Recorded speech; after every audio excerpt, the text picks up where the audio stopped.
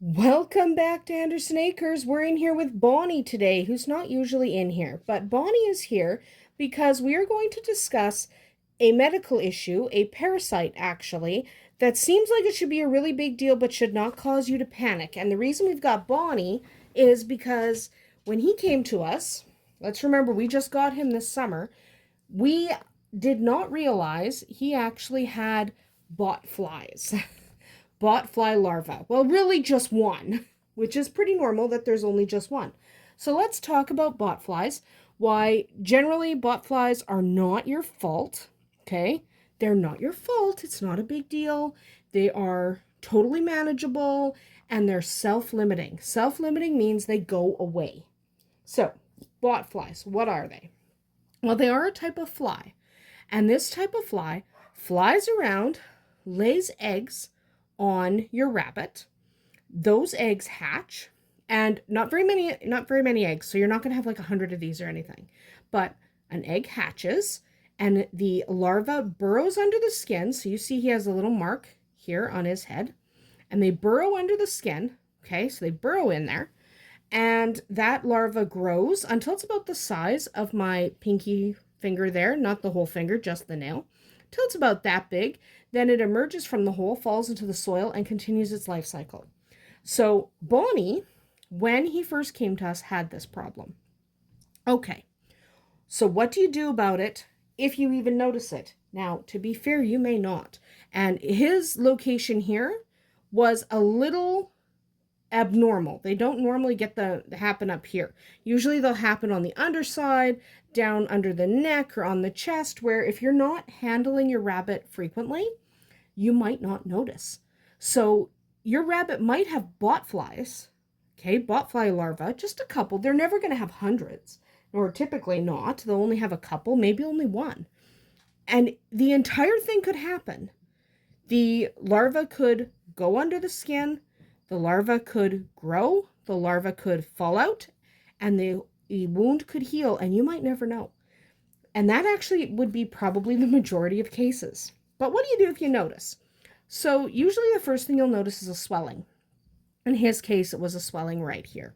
But most of the time, it'll be on the underside or behind the arms or down under the bum, like around the butt or something like that. Something where there's a little more flesh. Like there's not a lot of flesh right here, but that's where it was on him. But usually it's where there's a little bit more flesh.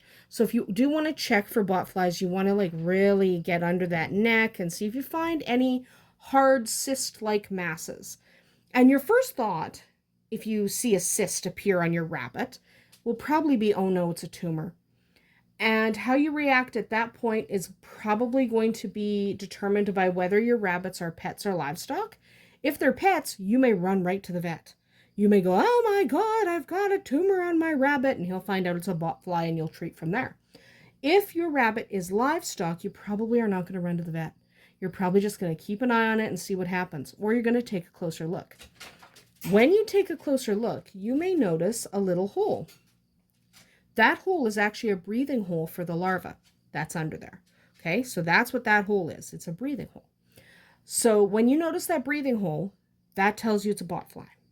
Okay, now what do you do? Well, like I said, botflies are self-limiting. Once that botfly emerges, once it doesn't emerge as a fly, it still emerges as a larva, as a pupa. It falls out, book. And after that happens, nothing else happens to your rabbit. Okay, your rabbit will be fine after that. So the things you do have to watch for in the aftermath are infection. So you want to check and see if there's any infection.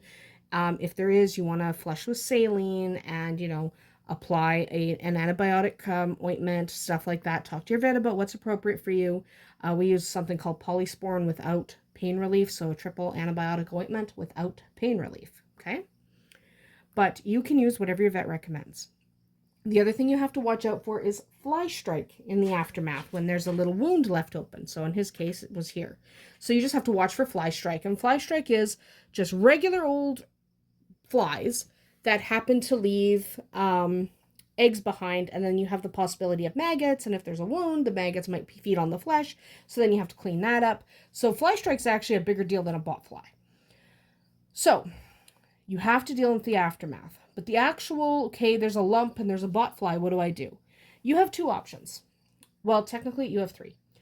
But the first option is to do absolutely nothing.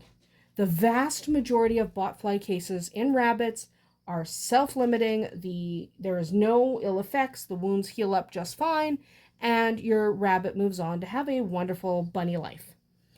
The next thing you can do is try to remove the larvae yourself. I actually don't recommend doing that because you could try smothering the hole with like Vaseline to suffocate the guy, to suffocate the pupa. And if you suffocate that guy, then he'll poke his head out and you can try to grab him with tweezers. But that's a bad idea because if you squish the larva or you break the larva in half, they actually have a toxin inside them that if they get squeezed or ruptured, it can make your rabbit very sick. So I actually don't recommend that. If you can squeeze that larva very gently out, then okay, do that, all right? But otherwise, don't, okay? Don't even try. Okay, so next up, what could you do? You could go to the vet. The vet will either remove it with surgery. Sorry, Bonnie's moving around. But the vet will either make a surgical incision and remove that botfly larva, or the vet will tell you, I'm not going to do anything. The vet might send you home with some antibiotic cream to apply after the larva falls out, and then you're done. But what your vet does will be determined by your rabbit's condition. Okay, most rabbits, they don't really need to do anything. They can remove it if you want them to. So you can take one of those routes. Now, botflies thrive in wet conditions. They thrive in a gooey, yucky spring.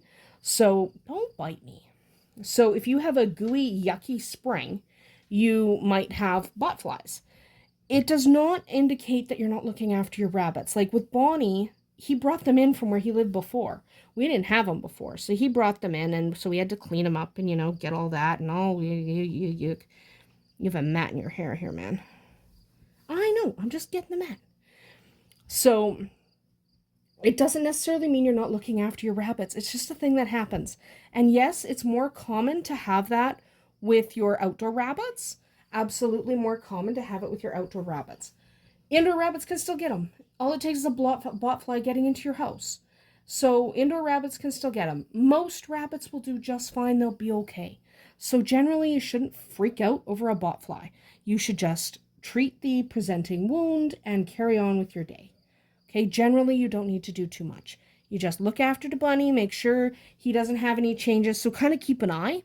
And if he's acting different or doing something that he doesn't normally do, then yeah, you might want to make sure that you are attending to that and making sure he's okay and stuff like that.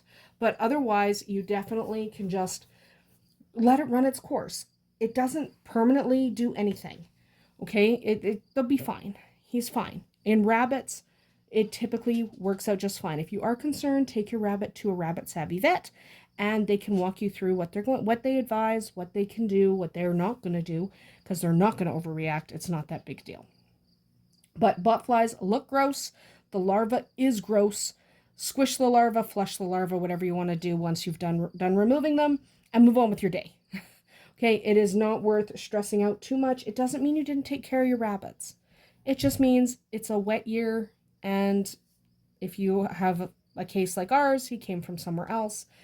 We did not know that he was carrying that at the time. It's not contagious. There is a possibility, of course, that after that larva matures into an adult fly, that fly can lay eggs on another one of your rabbits. So you might have problems for a little bit. You can deworm your rabbits, use some ivermectin, pour on ivermectin according to your vet's directions if you want to make sure that doesn't happen again. But, if the winter's coming anyway, the eggs won't survive. Just treat your rabbits, handle them well, make sure they're cleaned up, make sure they don't get an active infection, and make sure they don't get fly strike, and they'll be fine. Because rabbits are typically fine after they have a botfly infestation. It's really not that big a deal, and there usually aren't that many anyway on them. So it's not a reflection on you. Botflies happen. They shouldn't happen a ton, because that probably means your conditions aren't very clean, but they might happen once in a while, and they're more likely to happen in really wet years. So just deal with them as they come. keep an eye on your rabbits, see if they're lethargic, check and see if they have a fever. But all things being equal, they will probably be just fine. So again, it's not a reflection on you as a rabbit owner. Sometimes it just happens. So call your vet if you need to. If you're not comfortable dealing with it yourself, absolutely talk to your vet about it. But most cases will resolve themselves if you just kind of keep an eye on it, make sure they don't get an infection. Anyway, that is about it for us here today at Andersen Acres. Bonnie is all healed up, by the way. There is just that lingering scab. Otherwise, he's totally fine. We'll see you tomorrow.